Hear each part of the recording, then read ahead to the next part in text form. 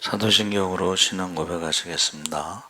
전능하사 천지를 만드신 하나님 아버지를 내가 믿사오며 그 외아들 우리 주 예수 그리스도를 믿사오니 이는 성령으로 잉태하사 동정녀 마리아에게 나시고 본디오 빌라도에게 고난을 받으사 십자가에 못 박혀 죽으시고 장사한 지 사흘 만에 죽은 자 가운데서 다시 살아나시며 하늘에 오르사 전능하신 하나님 우편에 앉아 계시다가 저희로서 산 자와 죽은 자를 심판하러 오시리라.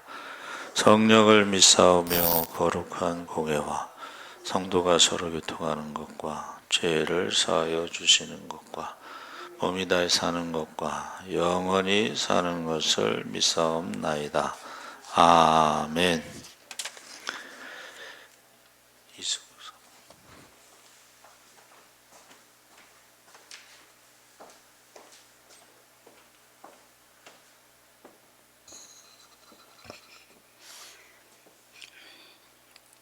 우리의 삶의 주인이신 참 좋으신 하나님 아버지, 은혜와 사랑을 참으로 고맙고 감사합니다. 오늘도 살아계셔서 역사하신 그 하나님을 바라볼 때에 우리가 다시 한번 겸손해지게 도와주시기로 하며 너는 하나님과 화목하고 평안하라고 주님께서 말씀하셨지만 우리의 불순종과 교만으로 인하여서 하나님과의 관계가 깨지고 하나님 아버지 우리의 힘과 뜻대로 살아가려고 애쓸 때가 얼마나 많았든지 하나님 아버지 우리의 작은 죄까지도 주님께서 용서하시기를 하나님의 긍휼을 바라보며 기도할 때에 하나님의 선한 역사가 나타날 수 있도록 주님 축복하여 주시기로 합니다.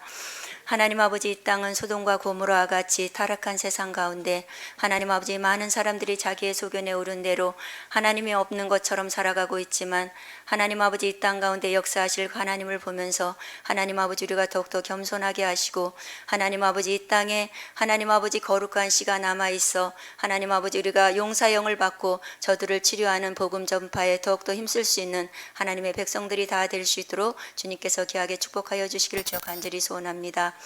하나님 아버지 이제 티르키예와 시리아에 아버지 정말 임한 그 지진을 보면서 우리가 더욱더 아버지 정말 하나님의 그 전능하심 앞에 겸손하게 하시고 아버지 수만 명의 그 죽음을 보면서도 사람이 어찌할 수 없는 그 장벽 앞에 하나님의 아버지 정말 도우심이 아니면 아무것도 해결할 수 없는 것을 우리가 다시 한번 아버지 정말 이제 기억하게 하시고 하나님 아버지 이제 더 이상 여진이 찾아와서 더 이상 희생자가 없도록 주님께서 이 땅을 주님께서 고쳐주시기를 주여 간절히 소원합니다. 하나님 아버지 우리가 정말 눈물로 함께 그들과 함께 그 아픔을 같이 하게 하시고 기도를 보내게 하시고 하나님 아버지 물질도 나눌 수 있는 그런 주님의 마음을 우리에게 허락하여 주셔서 우리의 아버지 정말 이제 그 아버지 정말 이제 부족함과 교만 때문에 이 땅에 하나님께서 흔드는 그 아버지 정말 이제 지진을 보면서 다시 한번 아버지 우리의 자신의 아버지 정말 우리가 정말 믿음이 온전한 믿음인지 하나님 아버지 우리가 구원받을 만한 믿음인지 다시 한번 점검하는 좋은 계기가 될 수 있도록 주님께서 축복하여 주시기를 주어 간절히 소원합니다.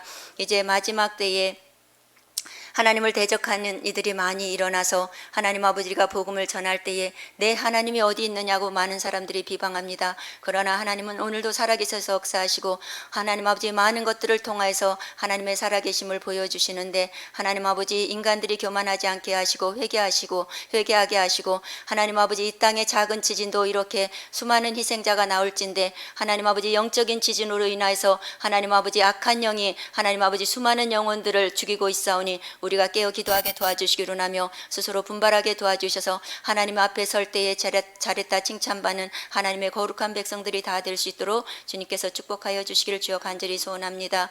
하나님 아버지 정말 하나님의 전에 예배에 나올 때에 수많은 아버지 정말 기도 제목을 들고 나왔습니다. 자녀의 문제 하나님 아버지 형제 아버지 정말 제 수술의 문제를 갖고 나온 아버지 정말 제 성도도 있고 하나님 아버지 또 아버지 정말 자녀의 구원의 문제를 갖고 나온 성도도 있고 결혼의 문제 사업의 문제 여러 가지 각종 아버지 정말 문제들을 안고 나왔지만 우리가 이 시간 기도할 때 기적이 일어나게 도와주시옵시고 하나님의 은혜 가운데 응답받고 돌아가는 그런 귀한 시간 되게 도와주시기 원합니다. 귀한 목사님 말씀을 들고 서셨사오니 그 말씀에 기름 부어 주시기로 하며 우리 목사님 기도의 아버지 정말 용사들을 주님께서 많이 붙여주셔서 이 마지막 때 귀한 사명 잘 감당하게 도와주시기로 하며 우리도 합력하여 선을 이룰 수 있는 하나님의 백성들이 되게 도와주시기로 합니다. 이 시간 하나님의 말씀을 들을 때에 집중력을 떨어뜨리게 하는 악하고 더러운 영이 떠나가게 도와주시기로 하며 성령의 바람이 우리를 아버지 정말 휘어감고 하나님 아버지 말씀에 집중할 때 은혜가 넘치는 귀한 시간 되게 도와주셔서 우리의 정말 목적지까지 믿음을 잘 들고 끝까지 승리하는 주의 백성들이 다 될 수 있도록 주님 축복하여 주시옵소서. 그날에 우리 모두가 생명의 면류관을 받을 때에 기쁨으로 주님 앞에 화답할 수 있도록 주님 축복하여 주시옵소서. 믿고 감사하며 예수님의 이름으로 기도드렸습니다.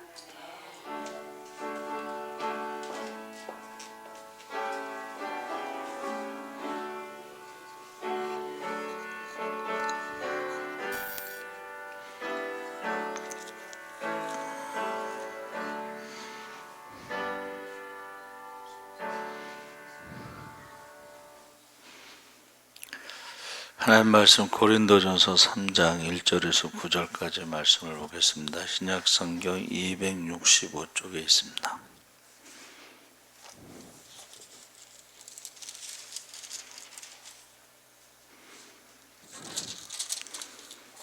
(3장) 1절에서 9절까지 우리 다 같이 읽겠습니다. 형제들아, 내가 신령한 자들을 대함과 같이 너희에게 말할 수 없는 육신에 속한 자고 그리스도 안에서 어린아이들을 대함같이 하노라.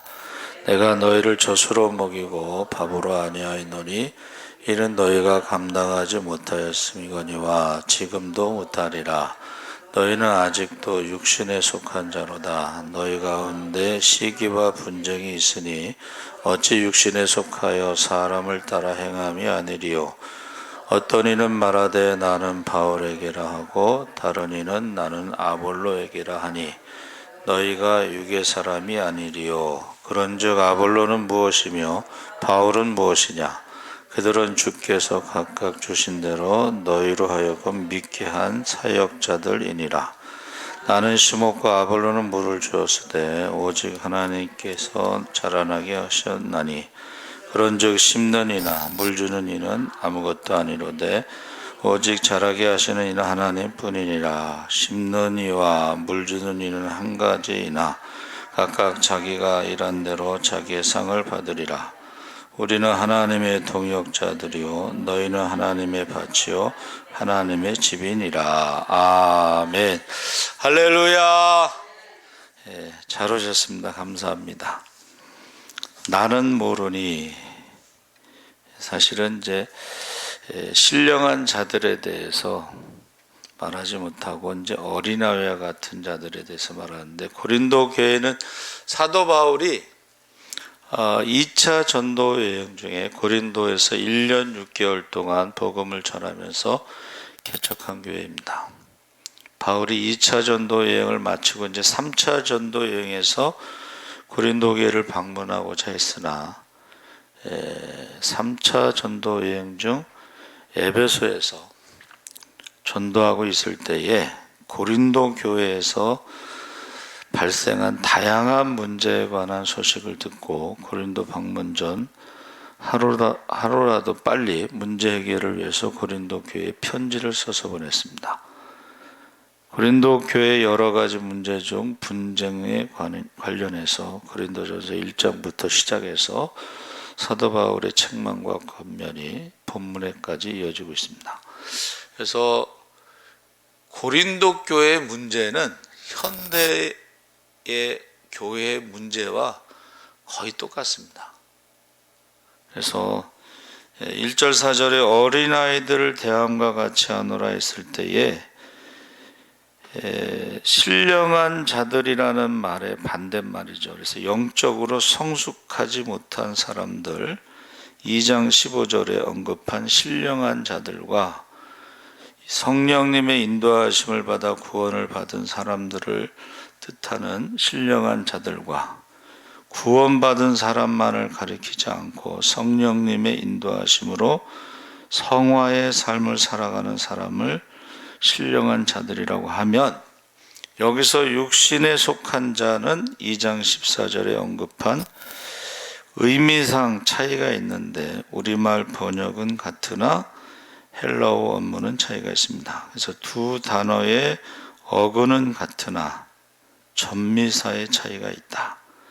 2장 14절에 육신에 속한 사람이란 하나님의 성령의 일들을 받지 아니한 사람, 죄악된 본성을 버리지 못한 사람, 구원받지 못한 사람. 그래서 육신에 속한 자는 주님 안에서 구원을 받은 사람으로서 신앙이 성숙하지 못한 사람을 뜻한다 그랬습니다. 그래서 형제들아 했을 때는 믿음의 형제를 말하는 것인데 바울은 1절에 육신에 속한 자를 2장 14절의 것과 구분하기 위해서 설명을 덧붙였는데 육신에 속한 자 그리스도 안에서 어린아이들. 그래서 바울은 고린도 교인들의 신앙이 성숙되지 못하였기 때문에 영적으로 미성숙한 아이들처럼 대할 수밖에 없다라고 말하고 있습니다. 우리는 어떤가? 교회를 오래 다녀도 신앙이 자라지 않고 그냥 어린아이 같은 신앙을 갖고 있는 사람들이 있어요. 항상 자기에게만 잘해주기를 바라는 그런 성도들이 있어요. 그래서 어느 목사님이 개척교회에 대해서 이제 교회를 개척했는데 전부 기저귀도 갈아줘야 된대. 그러니까 어린아이 같아서 기저귀를 갈아줘야 된다 그러더라고요. 근데 여러분 그 베이비박스의 그 목사님 보셔요. 그 아이들 돌보는데 입양하지 않는 아이들이 있어요. 장애가 있는 아이들 14명을 자기가 입양해서 그 아이들은 따로 돌보더라고. 그러니까 이제 건강한 아이들을 낮에 돌보다가 이제 퇴근해서는 밤에 그 장애가 있는 아이들을 돌보는 거야. 우리가 신앙생활이 신령한 자라 아니면 영적으로 미성숙한 어린아이, 육신에 속한 자다 이렇게 나누어진다는 거예요. 바울이 볼 때는. 그래서 내가 너희를 젖으로 먹이고 밥으로 아니하였노니 이는 너희가 감당하지 못하였음이거니와 지금도 못하리라. 그래서 바울이 고린도 교인들이 영적으로 미성숙한 상태에 있었기에 그들이 이해하지 못할 어려운 진리를 전하지 않았음을 지금 은유적으로 말하고 있는데 심오한 진리를 받아들이기 어려운 사람에게 쉬운 개념의 복음을 전했다고 말한 것입니다. 그래서 바울은 그것을 밥을 먹이지 않고 젖을 먹였던 이유는 단단한 음식을 소화할 능력이 없었기 때문이다. 그러니까 교인들이 몇 년이 지난 현 시점에도 진리를 받아들일 수 없을 것이라고 지금 말하고 있습니다. 그래서 신앙의 나이를 먹어도 소화 능력이 없는 이유를 다음과 같이 알려주고 있는데 그것은 아직도 육신에 속한 자이기 때문에 그러니까 육신에 속했다는 그 증거가 뭐냐면 시기와 분쟁이 있다는 것이 바로 육신에 속한 자이기 때문에 심오한 진리를 전할 수 없다. 그래서 이 단단한 음식을 먹을 수 없을 정도의 소화력이 약한 이유는 여전히 육신에 속한 자로 그들이 바로 시기와 분쟁 가운데 있었다는 것입니다. 이게 교회 안에 사도 바울이 세운 교회 안에 그런 분쟁이 있었다. 그리고 아볼로가 성경 공부를 해서 성경 지식도 많고 고린도 교회는 은사도 많았어요. 은사가 많았다는 것은 기도도 많이 했다는 거야. 열심이었다는 거야. 그런데 육신적으로는 열심히 신앙을 해서 기도도 많이 하고 은사도 많이 나타나고 성경 지식도 많이 하는데 영적으로는 어린아이와 같이 육신에 속해서 시기와 분쟁이 있었다 하는 것을 육신에 속한 사람이다. 그래서 시기라고 하는 것은 젤로스라고 번역하는데 이것은 영어의 젤러시라고 하는 시기 질투에서 나온 것입니다. 이거는 물이 끓는다 이런 뜻이에요. 여러분, 물이 끓으면 뜨거워요, 차가워요? 뜨겁죠. 물이 끓는 것처럼 뜨거울 때는 조심하지 않으면 화상을 입습니다. 그렇죠? 그러니까 우리가 열심을 내도 그 열심을 조심하지 않으면 다른 사람에게 화상을 입힐 수가 있다는 것입니다. 분쟁이라고 하는 것은 뜨거운 그 열심을 가지고 다른 교인들을 고려하지 않고 다른 사람들에게 상처를 주기 때문에 이제 분쟁이 일어나는 것입니다. 그래서 하나님께서 원하시는 것은 사람을 따라 행하는 것이 아니라 주님을 따라 행하는 것이다. 그 열심이 주님을 따라가지 않고 사람을 따라가다 보니까 나는 베드로, 나는 아볼로, 나는 누구 이러면서 사람을 따라가는 열심이 결국은 당을 짓게 되고 시기하게 되고 분쟁하게 되면서 서로 상처를 주게 된다는 것입니다. 그래서 이제 베드로는 제가 생각할 때 이제 부흥회를 왔던 것 같아요. 고린도 교회 부흥회를 와서 내가 예수님 이 무리로 걸어오라고 하실 때 내가 무리를 걸어갔습니다. 그러면 이게 지금까지 들어보지 못한 그 부흥사들만의 어떤 능력이 있잖아요. 거기에 빠져가지고 쫓아다니는 사람도 있어요. 그래서 평택에 있는 순복음교회가 순복음교회 중에 50대 교회에 들어가요. 근데 그 목사님이 이제 부흥사니까 사람들이 그 평택으로 이렇게 온 거예요. 전국에서 평택으로 모인 성도들이 이제 뭐가 좀 무슨 일이 있어가지고 다시 원래 자기네 집으로 다 돌아가 버렸어. 교회가 그냥 텅 비어버렸어요. 그래서 그 큰 교회 한 3,000명 정도 들어가는 예배당에 사람이 없는 그 모습을 보면서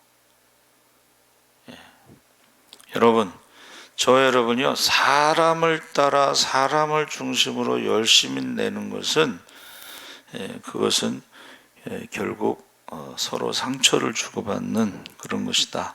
개발을 따라간 사람도 있고, 또 바울은 전도를 열심히 해요. 여러분, 전도를 열심히 하는 사도 바울만큼 뜨거운 사람이 어디 있겠어요? 그렇죠? 그리고 기적도 많이 나타났죠. 간증도 있었겠죠. 그리고 아볼로는 이제 성경 공부를 잘했으니까, 성경 공부, 여러분, 사람이요, 성경 공부를 많이 하면은 귀가 커지고 머리가 커지고 뭐 그렇다고 그래요. 그래서 사랑의 교회 제자훈련이 오카른 목사님이 말씀하신 거예요. 실패했다 그랬어요. 지식은 많이 아는데 생활이 바뀌지 않아서 제자훈련이 실패했다. 그래서 나중에는 그 오카른 목사님이 성령 운동을 하려고 그러고 새벽기도 훈련을 하려고 했습니다. 그래서 여러분이 이 사람을 중심으로 따라간다는 것은 그 열심이 위험하다, 분쟁이 일어나고 당을 짓게 된다 하는 것을 우리가 알 수가 있습니다. 그래서 교회는 사람 중심으로 움직이면 안 되고 주님 중심으로 움직여요. 교회의 머리는 주님이시지 사람이 아닙니다. 교회의 주인이 주님이시지 목회자도 아니고 평신도도 아닙니다. 그래서 이제 그 담임 목사님이 자주 바뀌는 교회가 있어요. 그러면 사람들이요, 난 누구 목사님에게 세례받았다, 난 누구 목사님한테 장로장립했다, 나는 누구 목사님이 권사 임직했다, 이런 식으로 이렇게 나누는 걸 좋아하나 봐. 예? 그래가지고 끼리끼리 막 어울리고, 진짜 보기 안 좋습니다, 여러분. 그래서 이 사도 바울이 이게 너무 자기가 믿음으로 낳은 그 믿음의 자녀들이, 예? 고린도 교회 그 성도들이 갑자기 그 막 열심을 내긴 내는데 은사도 많이 나타나고 성경 공부도 많이 해서 지식은 아는데 이게 사람 중심으로 분쟁이 있다는 소식을 들으니까 얼마나 가슴이 아프겠어요. 그래서 빨리 가봐야 되는데 빨리 가보지는 못하고 그래서 편지를 써서 고린도전서를 써서 책망을 하는 거예요, 지금. 그렇죠? 책망을 하고, 근데 너무 책망을 했더니 또 그걸 가지고 가짜 교사들이 바울을 막 모함하는 거야. 사도 바울이 뭐 너희를 뭐 좋아하겠냐, 뭐 이간질 시키는 거죠. 그래서 중간에 고린도전서와 후서 사이에 눈물의 편지를 보내요. 근데 두 번째 편지는 지금 남아있지 않고 세 번째 이제 고린도 후서를 보낸 겁니다. 세 번째. 그래서 여러분, 우리가 신앙생활을 어떻게 하는가 돌아봐야 돼요. 그래서 5절 9절에 아볼로는 무엇이며 바울은 무엇이냐 하면서 그들은 주께서 각각 주신 대로 너희로 하여금 믿게 한 사역자들이다 그랬는데, 이 사역자들이라는 말이 번역이 어떻게 되냐면은 디아코노스라는 단어를 썼어요. 여러분, 디아코노스는 집사라는 말과 같습니다. 그래서 섬기는 자, 하인, 디아코노스에서 디아는 어떤 전치사인데 뭐뭐를 통하여, 그 다음에 코니스, 코노스가 코니스라는 단어에서 나왔는데 그게 뭐냐면 먼지란 뜻이에요. 먼지란 뜻은 뭐예요? 아무것도 아니라는 뜻입니다, 여러분. 바울도 아무것도 아니고 베드로도 아무것도 아니고 아볼로도 아무것도 아니에요. 그냥 하나님이 맡기신 일을 하는 종에 불과하고 섬기는 자에 불과하고, 그 생명을 자라게 하시는 분은 하나님이시다. 할렐루야. 우리가 하나님에 대해서 정확하게 알아야 되는데 우리는 아무것도 아니야. 아볼로가 뭐야? 바울이 뭐야? 우리는 아무것도 아니야. 우리는 먼지야. 하나님의 종이야. 그냥 하나님 맡기신 일을 그 한 부분을 우리가 조금 감당했을 뿐인데, 나는 씨를 심었고 아볼로는 물을 주었고, 그러나 자라게 하시는 분은 하나님이시야 하고 지금 강조를 하고 있습니다. 디아코노스, 먼지에 불과한 존재. 아담은 뜻이 뭐죠? 흙이란 뜻이죠. 흙. 아담은 티끌, 아담은 먼지. 그 흙으로 사람을 지으셨을 때 그 아담은 붉은 이제 흙이란 뜻인데, 여러분, 요새는 이제 천체만환경이 우주만환경이 발전해 갖고 막 이제 우리가 못 봤던 것도 찍어서 막 보내는데, 그 우주에서 지구를 찾을 수가 없습니다, 여러분. 우주에서 딱 찍으면은 지구가 어디 있는지 존재 자체를 찾을 수가 없어요. 그 지구 안에서도 우리 남한의 서울의 불광동에 우리를 찾을 수가 없습니다. 그러니까 그게 성경에서 말하는 먼지, 티끌, 이렇게 표현하는 것입니다. 그래서 지금 사도 바울이 사람 중심으로 막 대단한 것 같죠. 뭐 들어보면 막 베드로가 막 죽은 자도 살리고 병든 자도 고치고, 막 바울도 그렇고 아볼로도 그렇고 막 대단한 것 같잖아요. 그런데 사도 바울이 말하는 것은 아무것도 아니다. 먼지에 불과하다. 이렇게 말하고 있습니다. 그러면서 오직 하나님께서 자라나게 하셨나니 그런즉 심는 이나 물 주는 이는 아무것도 아니로되 오직 자라게 하시는 이는 하나님뿐이니라. 그래서 저와 여러분이 전도를 할 때요, 이게 씨를 심는 자도 상급이 있습니다. 그렇죠? 씨를 뿌리는 자도, 그리고 물을 주는 자도 상급이 있고 열매를 거두는 자도 상급이 있어. 같다고 그랬어요. 우리는 이제 열매를 거두는 것만 많이 관심을 갖는데 씨를 뿌리는 것도 굉장히 중요한 거예요. 누군가가 씨를 뿌리지 않으면 자라날 수도 없고 열매를 거둘 수가 없어요. 그렇죠? 그래서 순교의 피 위에 교회는 세워진다 그랬습니다. 지금 북한도 그렇고 지금 중국이요. 중국의 지하 교회인들이 한 2억 정도 된다 그러는데 그 2억이라는 사람이 그냥 저절로 예수 믿은 게 아니고 선교사들이 한 2,000명 정도가 순교의 피를 뿌린 거예요. 순교의 피를 뿌렸기 때문에 그러면 순교의 피를 뿌린 사람과 물을 주는 사람과 열매를 거둔 사람이 상이 같다고 우리가 할 수가 있죠. 그래서 심는 이와 물 주는 이는 한 가지이나 각각 자기의 일한 대로 자기의 상을 받으리라. 상이 있습니다, 여러분. 그래서 여러분이 작은 일에 충성된 자가 된다는 것이 예수의 이름으로 소자, 작은 자에게 냉수 한 그릇을 섬겨도 하늘에서 상을 일치한다고 그랬습니다.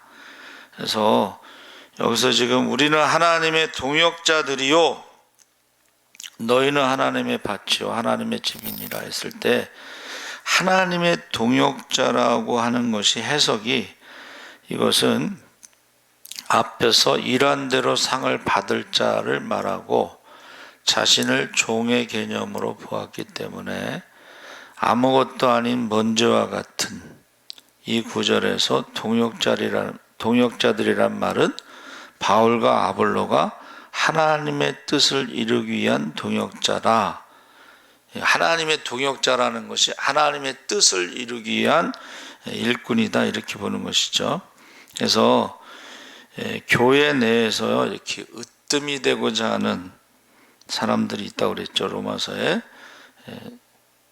뭐든지 자기가 주장하고자 하는 사람도 있어요. 그래서 그러한 사람들은 이제 이게 교회에 대해서 잘 모르는 주님의 몸된 교회의 머리가 되고자 하는 사람들은 잘못 알고 있다는 거예요.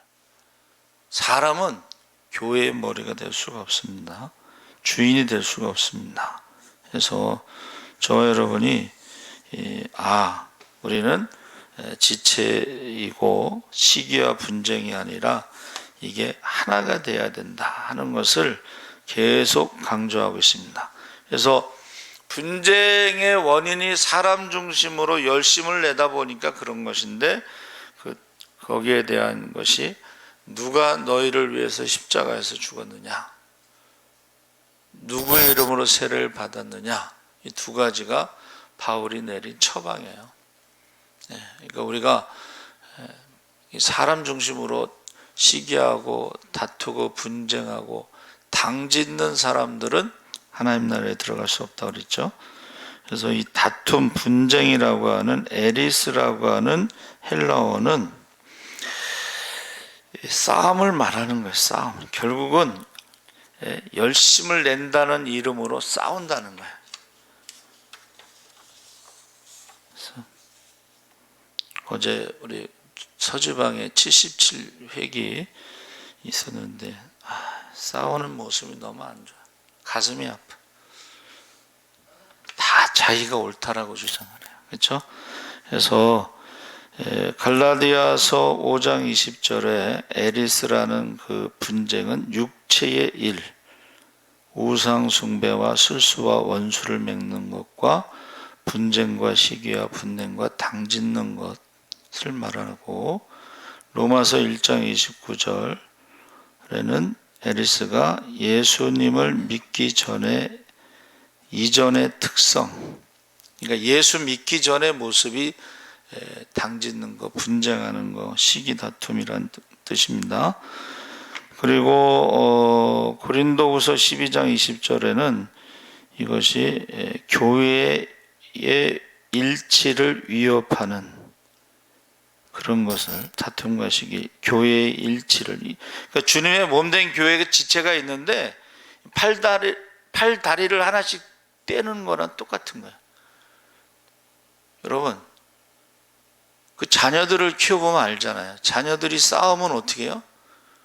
형이 이제 동생을 때리는 경우가 있는데, 그러면 너무 속상하잖아요. 형은 동생을 때리지만 아버지가 볼 때는 너무 가슴이 아프잖아요. 근데 그 정도가 아니라 팔다리를 떼어내는 것과 같다는 거예요. 이 분쟁, 다툼, 당짓는 것. 그럴 때 얼마나 가슴이 아프겠어요. 그 바울은 믿음으로 낳은 자녀라고 했잖아요. 그 자녀들이 서로 싸우는데 서로 팔다리를 떼어나는 것 같은 그런 것이죠. 디모데전서 6장 4절에 저는 교만하여 아무것도 알지 못하고 변론과 언쟁을 좋아하는 자니 이로써 투기와 분쟁과 회방과 악한 생각이 나며, 그러니까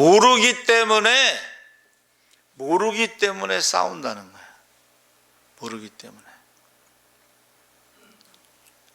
하나님을 알면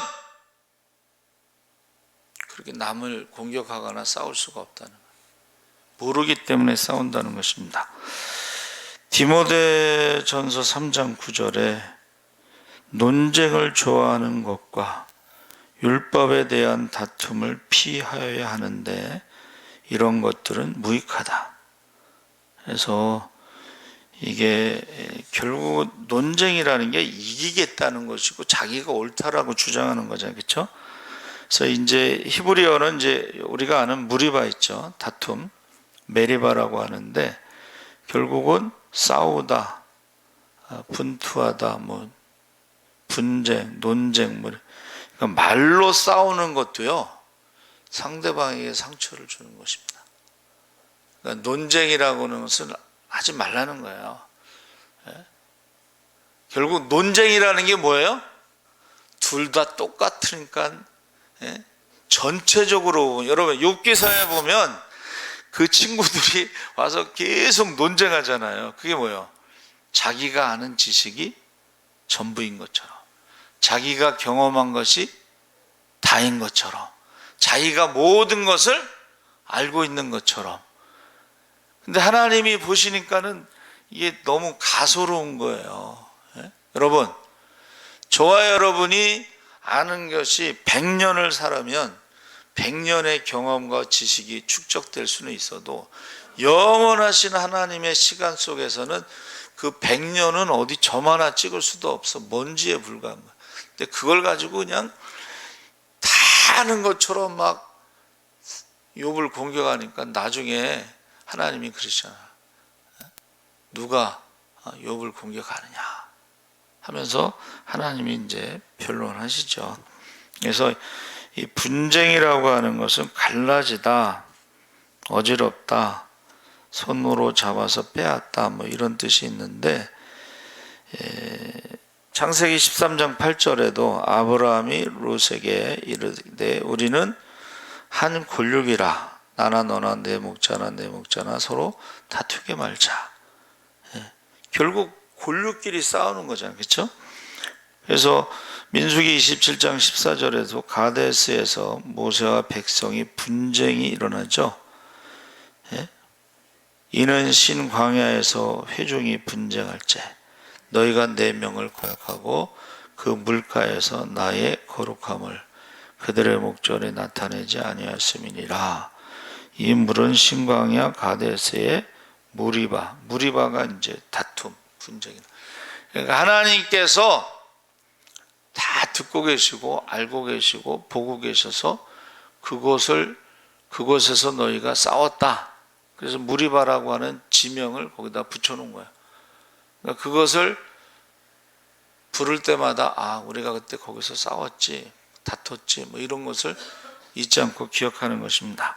그래서 저와 여러분이 우리는 아직 어린아이에 속해 있느냐 아니면 신령한 자들인가 하는 것을 생각하시면서 우리 주여 3번 부르짖고 기도하겠습니다.